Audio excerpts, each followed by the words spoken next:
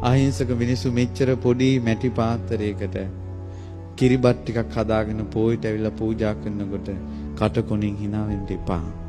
ගරහන් දෙපා එක මල් පූජාවකටවත්. අහිංසක මිනිස්සු ඇඳපු දෙන් වදමලක් හරි පූජා කරපු දෙන් සාදු කියපු ආවේ. බුදුවරුන්ට අයත් දෙක එකතු කරන්න. මේ ඔක්කොම බුදුවරුන්ට කරපු උපහාර. සමාන නැහැ බුදුවරු.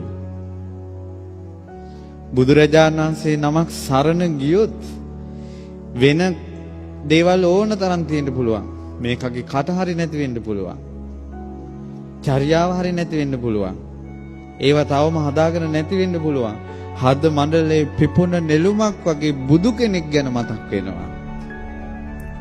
ආන්නේ බුදුරජාණන් වහන්සේට පැහැදීම නැමැති අතෙන් මෙයාගේ මොන වැරද්ද තිබ්බත් මෙයා ගිහිල්ලා දිව්‍ය ලෝකෙ තියෙනවා. බුදුන් සරණ යන එක කොයිතරම් හොඳද? ගොඩාක් විස්තර. රෑ එළි වෙනකල් කියන්න විස්තර බුදුන් සරණ යෑම. බුදුන් සරණ යෑම.